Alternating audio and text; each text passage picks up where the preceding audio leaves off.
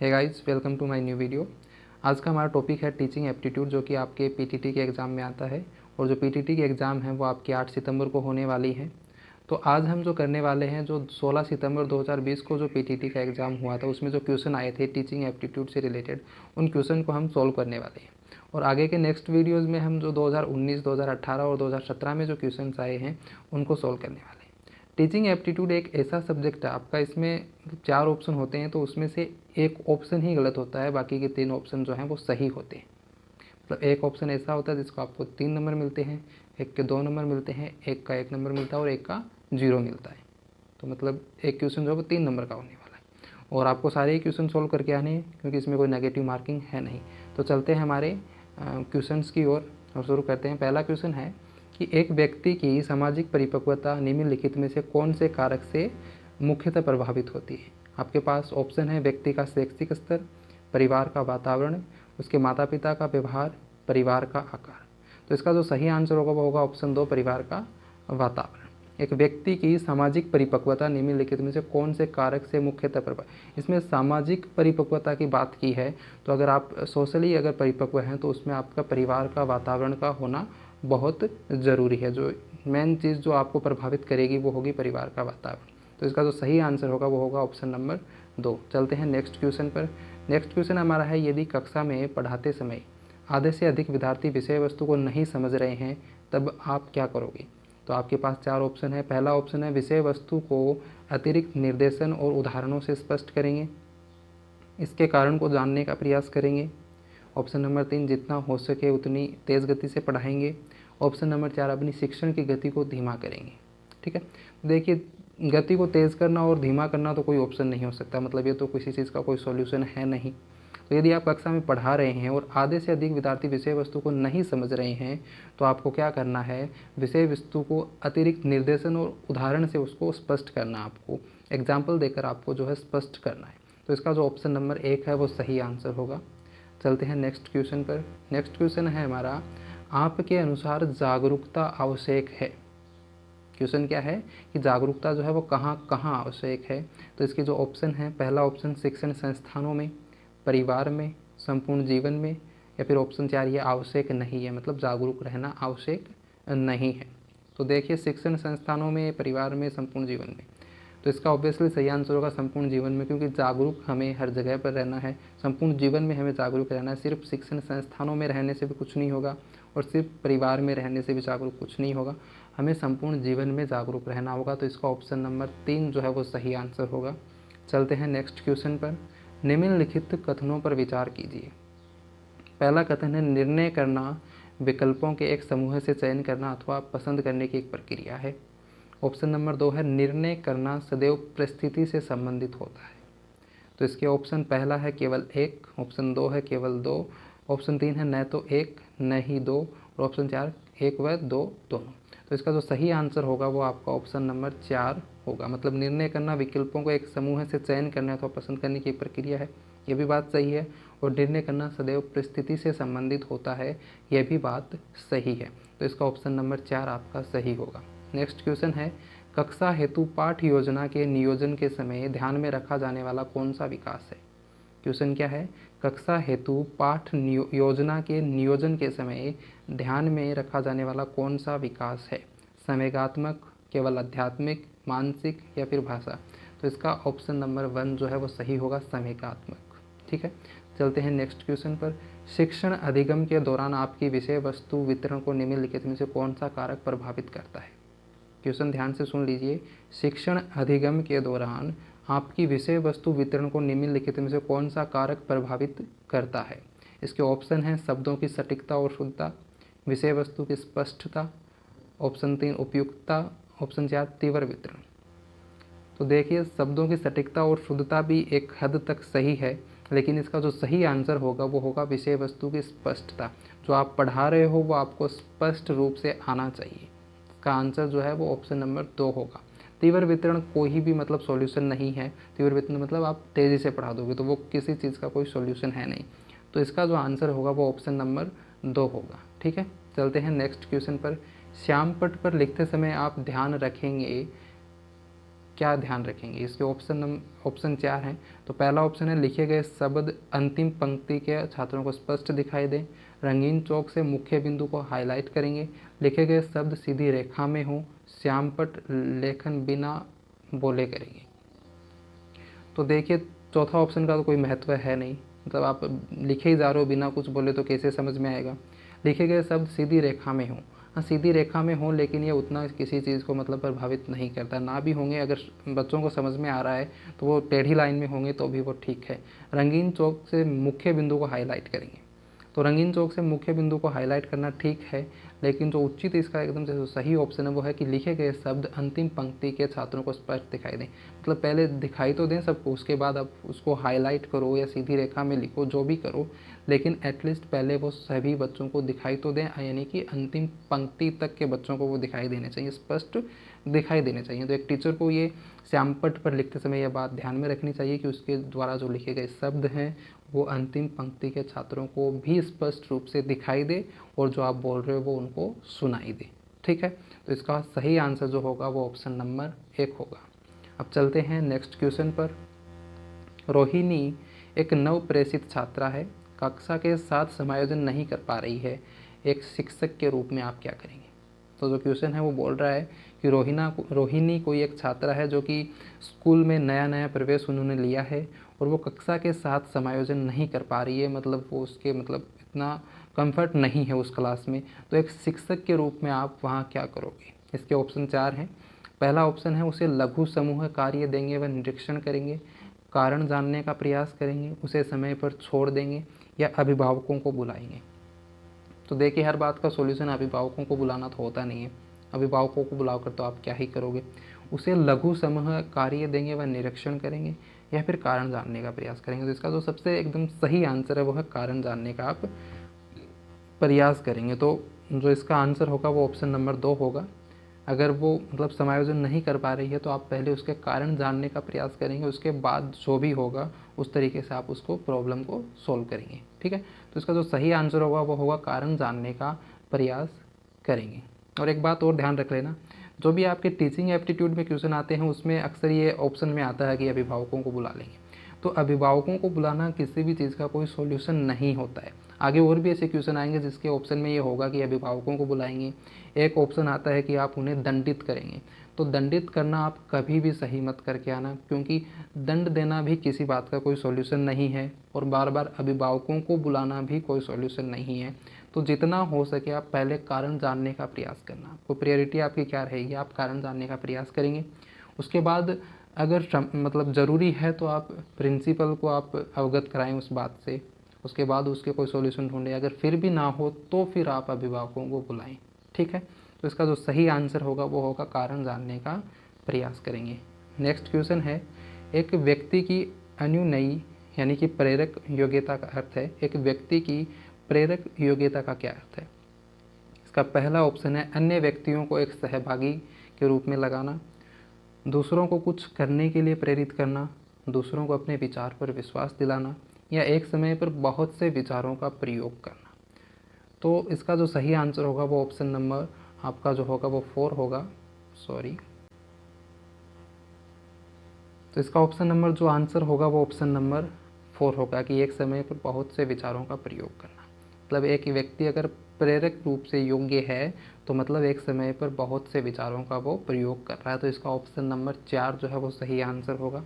चलते हैं next question पर। नेक्स्ट क्वेश्चन है, विद्यार्थियों के सर्वांगीण विकास में सहायता के लिए अध्यापक के नेतृत्व का निम्नलिखित में से कौन सा गुण सर्वाधिक उपयुक्त है। मतलब विद्यार्थियों के सर्वांगीण विकास के लिए अध्यापक के रूप में आप मतलब कौन सा गुण आप में होना चाहिए। तो इसके ऑप्शन है, एक प्रजातांत्रिक अनुशासनकर्ता, एक पितृवृत्तात्मक अनुशासनकर्ता, एक अहस्तक्षेपी अनुशासनकर्ता या एक तंत्रीय अनुशासनकर्ता। ठीक है, तो देखो बिना हस्तक्षेप किए भी आप मतलब स्टूडेंट को कुछ सिखा नहीं सकते हो, एक पितृव्रतात्मक रूप से भी आप कुछ नहीं सिखा सकते हो। आपको क्या है, आप में कौन सा गुण होना चाहिए, एक प्रजातांत्रिक अनुशासनकर्ता का गुण आप में होना चाहिए। तो इसका ऑप्शन नंबर 1 जो है वो सही आंसर होगा। चलते हैं नेक्स्ट क्वेश्चन पर। नेक्स्ट क्वेश्चन हमारा है कि जिस गांव में आप शिक्षक लगे हुए हैं उस गांव के लोगों के मध्य तनाव है, एक शिक्षक होने के नाते आपका क्या कर्तव्य है। क्वेश्चन कह रहा है कि आप किसी गांव में अगर शिक्षक की पोस्ट पर लगे हुए हैं और उस गांव के लोगों के बीच में कुछ झगड़ा हो गया है, किसी कारण से उनके बीच तनाव चल रहा है, तो अगर आप एक शिक्षक हो तो शिक्षक होने के नाते आपका क्या कर्तव्य है। उन्हें शांत करवाना, या सरपंच की सहायता से मुद्दे को सुलझाना, या वैचारिक असमानताओं को खोजना, या केवल अपने विद्यालय के कार्यों को करना। तो ऑप्शन नंबर 4 तो कभी नहीं करके आना आपको, ये तो सरासर गलत है। मतलब केवल अपने विद्यालय के कार्यों को करना, ये एक तरीके से मतलब सेल्फिश टाइप का आंसर हो जाएगा। तो एक शिक्षक की ऐसी सोच कभी नहीं होनी चाहिए। तो इसका जो सही आंसर होगा वो ऑप्शन नंबर 3 होगा, वैचारिक असमानताओं को खोजना और उसके बाद जो भी प्रॉब्लम है उसको सोल्व करना। मतलब वो किस चीज़ को लेकर वो आपस में लड़ रहे हैं, पहले उस कारण को तो जाने। यानी कि जो वैचारिक असमानता है उनको तो पहले खोजें, उसके बाद जो सॉल्यूशन होगा उसको हम करेंगे। अगर ज़रूरत पड़ी तो हम सरपंच को की सहायता भी ले लेंगे। तो पहले जो इसका ऑप्शन होगा वो 3 होगा, ऑप्शन नंबर 3, वैचारिक असमानताओं को खोजना। चलते हैं नेक्स्ट ऑप्शन पर। आपका साथी आपको कुछ ऐसी प्रक्रिया सुझाता है जो आपको शिक्षण को अधिक बेहतर बना सकती हैं और अधिक प्रभावी बना सकती हैं, तो आप क्या करेंगे। आपके पास 4 ऑप्शन हैं। विचारों को शांतिपूर्वक स्वीकार कर लेंगे। ऑप्शन नंबर 2, उसे इसके लिए आभार देंगे और प्रयोग करेंगे। ऑप्शन नंबर 3, पूर्व की भांति शांतिपूर्वक कार्य करेंगे। या ऑप्शन नंबर 4, उसे धन्यवाद देंगे। तो अगर आपका कोई साथी आपको कुछ ऐसी एक्टिविटी या प्रक्रिया सुझा रहा है जिससे आपका शिक्षण जो है वो और अधिक प्रभावी है, तो आपको क्या करना है, उनको पहले यूज़ में लेना है। अगर वो बढ़िया है तो उसे उसके लिए आभार देंगे। यानी कि ऑप्शन नंबर 2 जो है वो सही आंसर होगा आपका इसके लिए। ठीक है, चलते हैं नेक्स्ट क्वेश्चन पर। नेक्स्ट क्वेश्चन हमारा है, आपकी कक्षा के एक विद्यार्थी की खराब आदत को छुड़वाने के लिए आप क्या करेंगे। आपके पास 4 ऑप्शन है। इसके लिए उसे दंड देंगे, इस आदत के परिणाम स्पष्ट करेंगे, उसके माता पिता को सूचना देंगे, या माता पिता से मिलेंगे और इसके लिए एक व्यू रचना बनाएंगे। तो देखिए, उसे दंड देना तो कभी भी मतलब सोचना भी मत इस चीज़ के बारे में। अगर आप एक टीचर हैं और स्टूडेंट को दंड देने के बारे में सोच रहे हैं तो ये बहुत ही गलत सोच है। तो ये तो ऑप्शन कभी भी नहीं होगा। ठीक है, तो इसका जो सही ऑप्शन होगा वो ऑप्शन नंबर 4 होगा कि माता पिता से मिलेंगे और इसके लिए एक व्यू रचना बनाएंगे। मतलब अगर उसकी कोई ख़राब आदत है तो आप उसके माता पिता के साथ मिलकर कोई एक प्लान बनाएंगे और उस तरीके से उस आदत को छुड़वाने की आप कोशिश करेंगे। तो इसका ऑप्शन नंबर 4 जो है वो सही आंसर होगा। चलते हैं नेक्स्ट क्वेश्चन पर। नेक्स्ट क्वेश्चन हमारा है, कक्षा कक्ष संप्रेषण में बाधाएं हैं। तो कक्षा कक्ष के में आप जब संप्रेषण में कौन कौन सी बाधाएं हैं, तो आपके पास 4 ऑप्शन है। भाषा, अधिगमकर्ता को अभिवृत्ति, विषय वस्तु का अनुपयुक्त संगठन, या कुछ कह नहीं सकते हैं। तो देखो, सबसे बड़ी जो बाधा है वो है विषय वस्तु का अनुपयुक्त संगठन। आप जो पढ़ा रहे हैं, जो आपका जो विषय वस्तु है, अगर वो उपयुक्त रूप से संगठित ही नहीं है तो फिर आप ढंग से पढ़ा नहीं पाओगे। तो इसलिए जो भी आप पढ़ा रहे हैं वो पहले उपयुक्त रूप से, मतलब एक व्यवस्थित ढंग से संगठित तो हो एटलीस्ट। तो इसका ऑप्शन नंबर 3 जो है वो सही आंसर होगा। ठीक है, चलते हैं हमारे नेक्स्ट क्वेश्चन पर। अभिप्रेरणा तकनीक के चयन की कसौटी है। इसके मतलब अभिप्रेरणा तकनीक के चयन की कसौटी है। इसके ऑप्शन 4 हैं। पहला ऑप्शन है, कोई विशिष्ट कसौटी नहीं है। अधिगम के उद्देश्य, अधिगम परिस्थितियाँ, छात्रों की आवश्यकता। तो इसका जो सही आंसर होगा वो ऑप्शन नंबर 3 होगा, अधिगम परिस्थितियाँ। चलते हैं हमारे नेक्स्ट क्वेश्चन पर। गृह कार्य देने का उद्देश्य क्या है। अगर आप एक टीचर हो, स्टूडेंट को अगर आप गृह कार्य दे रहे हो तो उस होमवर्क देने के पीछे आपका उद्देश्य क्या है। बालक को व्यस्त रखना, या फिर अभिभावकों की मांग को पूरा करना, या स्व अध्ययन की आदत का विकास करना, या उनकी प्रगति जांचने हेतु। तो एक अगर आप टीचर हैं और होमवर्क दे रहे हैं तो उसका सबसे बड़ा जो रीज़न है वो ये है कि जो भी स्टूडेंट है वो घर पर है तो उसमें स्व अध्ययन की जो है वो आदत का विकास हो। मतलब वो उस आदत को छोड़े ना। अगर स्कूल में है तो वो पढ़ रहा है, लेकिन घर पर जाकर भी वो पढ़े। अगर घर पर जाकर वो पढ़ेगा तो उसमें स्व अध्ययन की आदत का विकास होगा, यानी कि खुद से पढ़ने की जो आदत है उसका विकास होगा उस स्टूडेंट में। तो इसका जो ऑप्शन नंबर 3 है वो एकदम सही आंसर होगा, स्व अध्ययन की आदत का विकास। चलते हैं नेक्स्ट क्वेश्चन पर। एक सामयिक रूप से संतुलित अध्यापक में निम्नलिखित में से कौन सा शील गुण दिखाई देता है। अगर कोई एक अध्यापक है वो सामयिक रूप से संतुलित है, बैलेंस्ड है, तो उसमें कौन सा शील गुण दिखाई देता है? इसके ऑप्शन आपके पास हैं। वह अन्य लोगों को अभिप्रेरित करता है, वह अपने संवेगों को जानता है और दूसरों के संवेगों को समझता है, वह दूसरों की प्रतिक्रिया जो आने वाली है का आकलन कर सकता है, वह दूसरों के साथ सहानुभूति से व्यवहार करता है। तो इसका जो ऑप्शन सही होगा, एकदम जो सही जवाब होगा, वो ऑप्शन नंबर 2 होगा। वह अपने संवेगों को भी जानता है और दूसरों के संवेगों को भी समझता है। ठीक है, चलते हैं नेक्स्ट क्वेश्चन पर। निम्नलिखित में से कौन संप्रेषण के लिए सर्वाधिक प्रभावी बाधा है? निम्नलिखित में से कौन संप्रेषण के लिए सर्वाधिक प्रभावी बाधा है? अनबधान, अभिरुचि, चिंता, पूर्वाग्रह। तो इसका जो सही ऑप्शन होगा आपका वो होगा ऑप्शन नंबर 4, पूर्वाग्रह। मतलब निम्नलिखित में से कौन संप्रेषण के लिए सर्वाधिक प्रभावी है? तो पूर्वाग्रह जो है, यानी कि पूर्व निर्णय लेना जो है वो सर्वाधिक प्रभावी बाधा है। चलते हैं नेक्स्ट क्वेश्चन पर। एक छात्र नियमित रूप से विद्यालय देरी से आ रहा है, एक शिक्षक होने के नाते आप क्या करेंगे? प्रधानाचार्य को सूचित करेंगे, अभिभावकों से संपर्क करेंगे, या देरी से आने का कारण जानेंगे? तो मैंने पहले भी आपको बताया है कि अगर कोई भी प्रॉब्लम है और आप शिक्षक होने के नाते पहले उसका कारण जानेंगे। ठीक है, दंड देना तो कभी नहीं करना है। पहले आप मतलब ये जो आपके क्वेश्चन आएंगे वो उस तरीके के आएंगे और ऑप्शन भी सभी में ऑलमोस्ट सेम होंगे। दंड देना, कारण जानना, अभिभावकों को संपर्क करना, प्रधानाचार्य को सूचित करना, लगभग क्वेश्चन के यही ऑप्शन आपको मिलने, ये 4 ऑप्शन लगभग मिलेंगे आपको। तो आपके लिए जो सही आंसर होगा वो होगा कि आपको पहले कारण जानना है कि किस कारण से वो लेट आ रहा है। ठीक है, वो कारण जानने के बाद अगर आपको लगा कि हाँ अभिभावकों से हमें संपर्क करना चाहिए या फिर प्रिंसिपल को सूचित करना चाहिए, तो वो आपके जो है वो सेकंड प्रायोरिटी है। फर्स्ट प्रायोरिटी आपकी ये है कि आपको देरी से आने का कारण जानना है, चाहे वो कोई भी क्वेश्चन हो, लगभग में यही ऑप्शन होते हैं। तो आपको सबसे पहले कारण जानना है एक शिक्षक होने के नाते, उसके बाद जो आगे की प्रक्रिया है वो करनी है। और दंड देना कभी भी किसी भी चीज़ का सॉल्यूशन नहीं होगा एज ए टीचर। ठीक है, तो दंड देने वाला ऑप्शन तो आपको बिल्कुल करना ही नहीं है। इसमें आपका जो ऑप्शन होगा ऑप्शन नंबर 3 वो सही आंसर होगा। चलते हैं नेक्स्ट क्वेश्चन पर। प्रधानाध्यापक का प्रशासनिक गुण है। प्रधानाध्यापक का प्रशासनिक गुण है, इसके ऑप्शन आपके पास 4 हैं। कौशलयुक्त नियोजनकर्ता, कौशलयुक्त प्रशासक, कौशलयुक्त संगठनकर्ता, या फिर निष्ठा। तो इसका जो ऑप्शन नंबर 2 है वो सही होगा। कौशलयुक्त प्रशासक जो है एक प्रधानाध्यापक का प्रशासनिक गुण है। चलते हैं हमारे नेक्स्ट क्वेश्चन पर। नेक्स्ट क्वेश्चन हमारा है, अपने विद्यार्थियों में सृजनात्मकता विकसित करने हेतु आप क्या करेंगे? उत्तर देने की स्वतंत्रता देंगे, मौलिकता को प्रोत्साहित करेंगे, बहुविध चिंतन का अवसर प्रदान करेंगे, केवल एकविध चिंतन का अवसर प्रदान करेंगे? तो इसका जो सही आंसर होगा वो होगा मौलिकता को प्रोत्साहित करेंगे। ठीक है, चलते हैं नेक्स्ट क्वेश्चन पर। अगर आपका एक विद्यार्थी या आपके शिक्षण के बीच में अथवा जब आप परीक्षा की दृष्टि से महत्वपूर्ण प्रकरण को समझा रहे हैं तब प्रश्न पूछता है, तब आप क्या करेंगे? अगर आप पढ़ा रहे हैं और एक कोई स्टूडेंट है जो कि बीच में, जब आप या परीक्षा की दृष्टि से महत्वपूर्ण प्रकरण समझा रहे हैं या फिर पढ़ा रहे हैं तो आपसे बीच में कोई प्रश्न पूछता है, तो उस वक्त आप क्या करेंगे?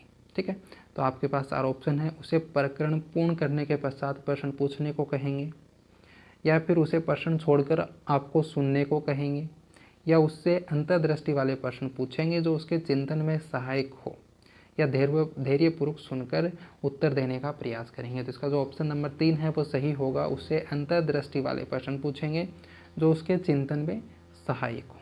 ठीक है, चलते हैं नेक्स्ट क्वेश्चन पर। नेक्स्ट क्वेश्चन हमारा है, अधिगमकर्ता से संबंधित प्रमुख कारक जो उसे अधिगम को प्रभावित करता है। अधिगमकर्ता से संबंधित प्रमुख कारक जो उसके अधिगम को प्रभावित करता है। तो इसके ऑप्शन आपके पास 4 हैं। शारीरिक एवं मानसिक स्वास्थ्य, मूलभूत क्षमता, आकांक्षा स्तर, उक्त में से कोई नहीं। तो इसका जो ऑप्शन होगा वो पहला होगा सही, शारीरिक एवं मानसिक स्वास्थ्य। जो एक अधिगम को प्रभावित करते हैं वो शारीरिक और मानसिक स्वास्थ्य दोनों प्रभावित करते हैं। ठीक है, चलते हैं नेक्स्ट क्वेश्चन पर। एक अध्यापक के लिए निम्नलिखित में से कौन सा गुण सर्वाधिक महत्वपूर्ण है? अगर आप एक टीचर हैं तो आप में कौन सा गुण जो है वो होना ही चाहिए, या आपका कौन सा गुण है जो सर्वाधिक महत्वपूर्ण है? आपके पास 4 ऑप्शन है। ऑप्शन पहला, उदाहरण स्थापित करना, पृष्ठ पोषण प्रदान करना, प्रबंधन में सम्मिलित होना या निर्देशन देना। तो अगर आप टीचर हैं और जो सर्वाधिक महत्वपूर्ण आपका गुण है वो है उदाहरण स्थापित करना। अगर आप स्टूडेंट को कुछ समझा रहे हैं तो एग्जाम्पल के थ्रू आप समझाएंगे तो वो उन्हें अच्छे से समझ में आएगा। तो आपको क्या है, उदाहरण स्थापित करके या उदाहरण स्थापित करना है। उदाहरण के थ्रू आप समझाओगे तो वो स्टूडेंट को अच्छे से समझ में आएगा।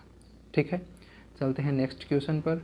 नेक्स्ट क्वेश्चन हमारा है, आप और आपका साथी विद्यार्थियों की वर्तमान समस्या पर सामान्य परिचर्चा कर रहे हैं। मतलब कोई 2 टीचर हैं, आप अपने साथी टीचर से विद्यार्थियों की वर्तमान समस्या पर सामान्य परिचर्चा कर रहे हैं और तब अलग अलग राय के कारण एक खराब बहस की स्थिति आ जाती है। उस वक्त आप क्या करेंगे? तो क्वेश्चन क्या कह रहा है कि आप टीचर हैं और आपका कोई साथी टीचर है। आप दोनों जो हैं कोई विद्यार्थियों की कुछ जो समस्या है उन पर बातें कर रहे हैं आपस में, और आप दोनों की राय जो है वो अलग अलग हो जाती है। अलग अलग राय होने के कारण जो है माहौल थोड़ा गर्म हो जाता है, मतलब लड़ाई की सी स्थिति आ जाती है, ख़राब बहस की स्थिति आ जाती है। तो उस कंडीशन में आप क्या करेंगे? आपके पास 4 ऑप्शन हैं। शांत होकर कहेंगे, असहमति पर सहमत हो जाते हैं, अपने दृष्टिकोण पर कायम रहेंगे और बहस पर जोर देंगे, परिचर्चा बंद कर देंगे और दूसरे काम करेंगे, बहस खत्म कर देंगे और ये दिखाएंगे कि आपने उनका दृष्टिकोण स्वीकार कर लिया। तो देखिए, पहला ऑप्शन है कि शांत होकर कहेंगे, असहमति पर सहमत हो जाते हैं। देखिए, अगर आप किसी चीज़ से सहमत नहीं हैं और ज़बरदस्ती आप अगर उस चीज़ पर सहमत हो रहे हैं तो ये तो कभी देखो सही बात है नहीं। अपने दृष्टिकोण पर कायम रहेंगे। हाँ, दृष्टिकोण पर कायम रहेंगे यहाँ तक सही है, लेकिन बहस पर जोर देना एक टीचर के लिए शोभा नहीं देता है। तो ये भी आपका जो ऑप्शन है उतना उचित नहीं है। परिचर्चा बंद कर देंगे और दूसरे काम करेंगे। अगर देखिए खराब बहस की स्थिति आ गई है तो आपके लिए जो सही ऑप्शन होगा वो ऑप्शन नंबर 3 ही होगा। परिचर्चा को वहीं बंद कर देना है और दूसरे काम करना है। ऑप्शन 4 है, बहस खत्म कर देंगे और ये दिखाएंगे कि आपने उनका दृष्टिकोण स्वीकार कर लिया है। नहीं, आपको दृष्टिकोण स्वीकार नहीं करना है। अगर आप उस चीज़ से सहमत ही नहीं है, अगर आपको कुछ गलत लग रहा है तो आप ज़बरदस्ती उस दृष्टिकोण को स्वीकार नहीं कर सकते हैं। ये भी ऑप्शन जो है वो सही नहीं होगा। ठीक है, तो इसका ऑप्शन नंबर 3 सही होगा। परिचर्चा बंद कर देंगे आप, उनके दृष्टिकोण को स्वीकार नहीं करना। आप परिचर्चा को बंद कर दिए और दूसरा काम कीजिए। ठीक है, क्योंकि आप टीचर हैं, आपका काम पढ़ाना है, बहस करना बिल्कुल भी नहीं है। तो परिचर्चा को वहीं बंद कर देना और दूसरे काम आपको करने हैं और उनके दृष्टिकोण को भी स्वीकार नहीं करना है ज़बरदस्ती में। ठीक है, तो ऑप्शन नंबर 3 जो है वो इसका सही आंसर होगा। चलते हैं नेक्स्ट क्वेश्चन पर। नेक्स्ट क्वेश्चन है, शाब्दिक संप्रेषण विधि उपयोगी है। शाब्दिक संप्रेषण विधि उपयोगी है। तो इसके ऑप्शन है, सहयोग प्राप्ति व संघर्ष निवारण में, बाह्य लोगों से संप्रेषण में, संदेश गोपनीयता बनाने में, दूसरों को निर्देश देने में। तो ऑप्शन नंबर फर्स्ट जो है वो सही होगा, सहयोग प्राप्ति व संघर्ष निवारण में। ठीक है, जो शाब्दिक संप्रेषण विधि है वो सहयोग प्राप्ति व संघर्ष निवारण में जो है उपयोगी है। ठीक है, चलते हैं हमारे नेक्स्ट क्वेश्चन पर। यदि छात्र को मिर्गी का दौरा पड़ जाता है तो आप सर्वप्रथम क्या करेंगे? अगर छात्र को मिर्गी का दौरा पड़ जाता है तो आप सर्वप्रथम क्या करेंगे? प्राथमिक उपचार देंगे या फिर प्रधानाचार्य को सूचित करेंगे या अभिभावकों को बुलाएंगे या उसे घर भेज देंगे? तो मैंने पहले भी बुलाया है कि किसी भी चीज़ का सॉल्यूशन अभिभावकों को बुलाना या प्रधानाचार्य को सूचित करना नहीं होता है। या तो आप पहले कुछ प्रॉब्लम है तो उसका कारण जानेंगे। यहाँ पर मिर्गी का दौरा पड़ रहा है तो पहले आपका जो काम है वो प्राथमिक उपचार देना है और बाकी के काम जो बाद में होंगे। पहले आपको प्राथमिक उपचार देना होगा एज ए टीचर। अगर आप एक शिक्षक हैं तो आपको प्राथमिक उपचार देना होगा यदि छात्र को मिर्गी का दौरा पड़ रहा है तो।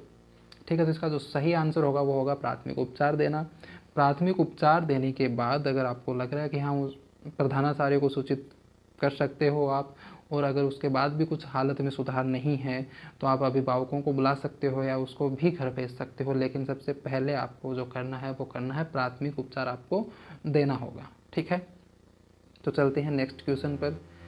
विद्यालय में एक अध्यापक के लिए अपने विभिन्न संस्कृति वाले साथी अध्यापकों से अंतर व्यक्तिक कौशल के लिए निम्नलिखित में से कौन सा वांछनीय है?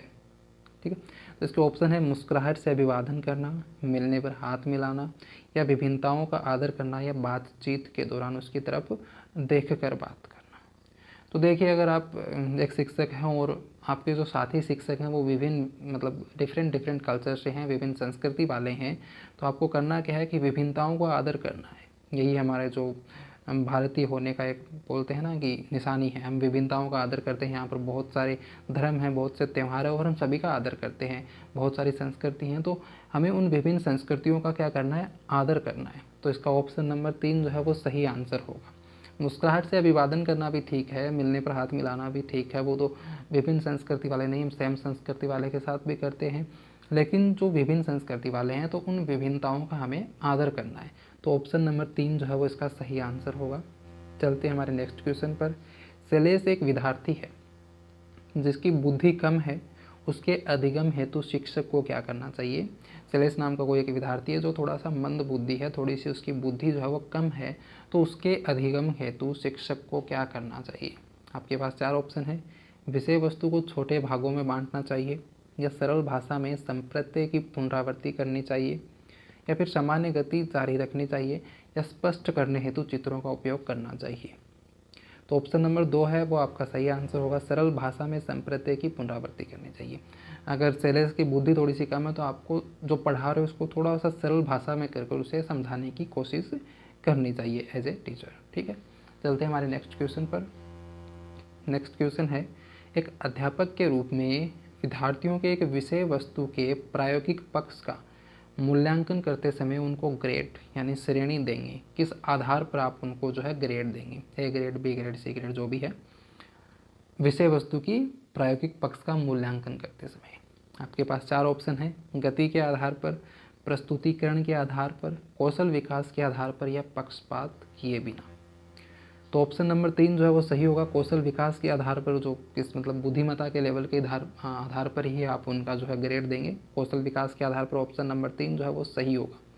गति के आधार पर देखो, स्पीड से कोई पता नहीं चलता। अगर किसी विद्यार्थी की स्पीड तेज़ है मतलब वो इंटेलिजेंट ही होगा या उतना बुद्धिमान होगा, तो स्पीड से कुछ भी पता नहीं चलता। प्रस्तुतिकरण, हो सकता है किसी स्टूडेंट की हैंड राइटिंग जो है अच्छी हो, लिखने का तरीका अच्छा हो, इसका मतलब भी ये नहीं है कि वो मतलब बुद्धिमान है, बिल्कुल भी नहीं है। पक्षपात किए बिना तो आपको देना ही है, पक्षपात तो करना ही नहीं है।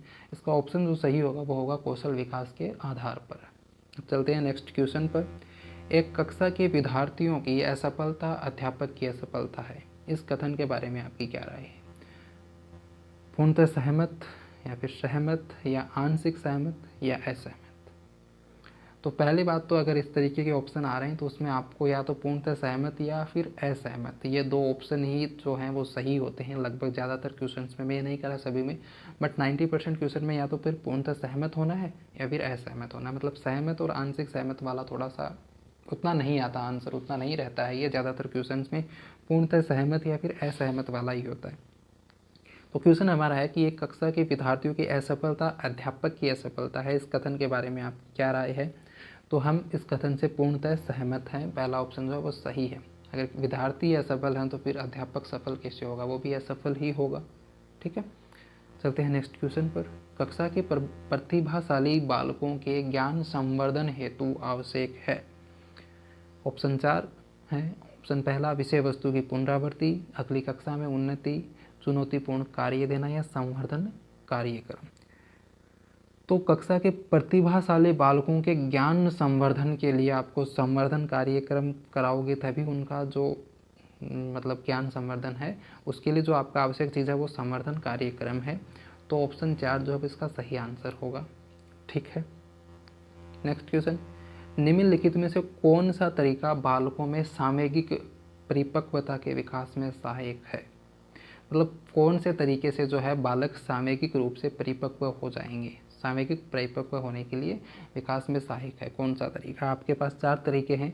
उन्हें उनकी रुचि के कार्य में लगाना, या फिर संवेगों को उचित दिशा प्रदान करना, या फिर प्रेम की भावना का विकास करना, या फिर संवेगों के दमन हेतु प्रशिक्षण। तो देखो, संवेगों का दमन तो कभी नहीं करना है। जो भी संवेग हैं, संवेगों को उचित दिशा प्रदान करना, आपका क्या काम है, उचित दिशा प्रदान करना है। तो ऑप्शन नंबर 2 जो है वो इसका सही आंसर होगा। चलते हैं नेक्स्ट क्वेश्चन पर। व्यावसायिकता से तात्पर्य है व्यावसायिक आचार संहिता का पालन करना, प्रशिक्षण कार्यक्रम में सहभागिता, वेतन हेतु कार्य या बालकों के प्रति उत्तरदायी। तो व्यावसायिकता का जो अर्थ है आपका टीचिंग एप्टीट्यूड में वो है बालकों के प्रति उत्तरदायी होना। ठीक है, ऑप्शन नंबर 4 जो है वो इसका सही आंसर होगा। चलते हैं नेक्स्ट क्वेश्चन पर। विद्यालय प्रबंधन समिति, स्कूल मैनेजमेंट कमेटी का मुख्य उद्देश्य क्या है? विद्यालय सुधार में अभिभावकों को शामिल करना, या फिर धनराशि जुटाना, या विद्यालय में नवीन विचारों को प्रारंभ करवाना, या अभिभावकों को विद्यालयी समस्याएं समझाना। तो ऑप्शन नंबर जो 3 है वो आपका सही आंसर होगा, विद्यालय में नवीन विचारों को प्रारंभ करवाना। ठीक है, विद्यालय प्रबंधन समिति का जो मुख्य उद्देश्य है वो है विद्यालय में नवीन विचारों को प्रारंभ करवाना। चलते हैं नेक्स्ट क्वेश्चन पर। नेक्स्ट क्वेश्चन है संप्रेषण की प्रक्रिया का सही क्रम कौन सा? आपके पास 4 ऑप्शन है। पहले ऑप्शन में है प्रेषक, फिर संदेश, फिर चैनल, फिर संग्राही, या फिर संदेश फिर प्रेषक, फिर स्रोत, फिर संग्राही, या फिर स्रोत फिर संदेश, फिर संग्राही, या फिर स्रोत फिर इनकोडिंग, फिर संदेश, फिर चैनल, फिर डिकोडिंग, फिर संग्राही। तो ऑप्शन नंबर 4 जो है वो आपका सही आंसर होगा इसका। चलते हैं नेक्स्ट क्वेश्चन पर। निम्नलिखित में से कौन सी नेतृत्व की प्रभावी शैली है? नेतृत्व करने की जो शैली है वो कौन सी ज़्यादा प्रभावी शैली है? विकासात्मक, नौकरशाही, कार्यकारी, या फिर हितकारी?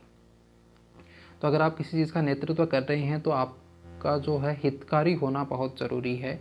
ये जो शैली है बहुत ही प्रभावी है। तो मतलब नेतृत्व की प्रभावी शैली जो है वो है हितकारी। ठीक है, चलते हैं नेक्स्ट। नौकरशाही तो बिल्कुल नहीं होना है। ठीक है, ये तो बिल्कुल ही गलत होना है। इसका जो ऑप्शन नंबर 4 है वो सही होगा। एक अध्यापक को अपने शिक्षण में शिक्षण अधिगम सहायक सामग्री का उपयोग करना चाहिए, क्योंकि यह सहायक है विद्यार्थियों के ध्यान केंद्रण में, अध्यापक के भार को कम करने में, कक्षा अनुशासन को बनाने में, या विद्यार्थियों के अधिगम को बढ़ाने में। तो विद्यार्थियों के ध्यान केंद्रण में। ठीक है, ऑप्शन नंबर जो 1 है वो इसका सही आंसर होगा। अब चलते हैं हमारे नेक्स्ट क्वेश्चन पर। नेक्स्ट क्वेश्चन हमारा है शिक्षक की जवाबदेही सुनिश्चित करने हेतु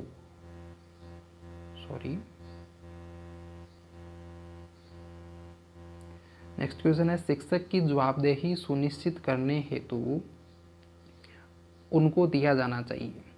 ऑप्शन 1 व्यावसायिक विकास हेतु अवसर, स्वयं की शैली में अध्यापन करने की स्वतंत्रता, नवाचारों को क्षेत्र में उपयोग करने का प्रशिक्षण, उन्हें परीक्षाओं से दूर रखना।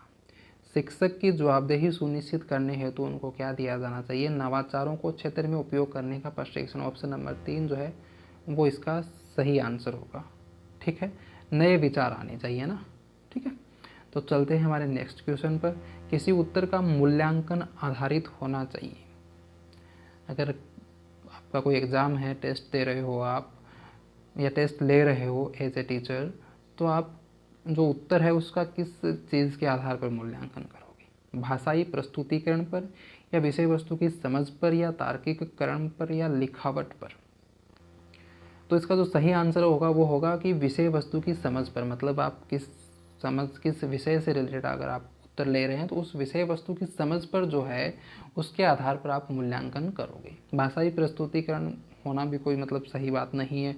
लिखावट तो मतलब हैंड राइटिंग देखकर आप किसी चीज़ को सही या गलत नहीं कर सकते हो। अगर हैंड राइटिंग बहुत ज़्यादा अच्छी है तो इसका मतलब ये नहीं कि जो उत्तर है वो सही होगा एकदम, और अगर उसका प्रस्तुतिकरण सही है तो भी इसका मतलब ये नहीं है कि उसका आंसर जो है वो सही होगा। तो सही आंसर है विषय वस्तु की समझ पर। ठीक है, चलते हैं हमारे नेक्स्ट क्वेश्चन पर। यदि आप विद्यार्थियों की अधिकतम सक्रिय सहभागिता चाहते हैं तो आपको निम्नलिखित विधि प्रयोग में लानी चाहिए।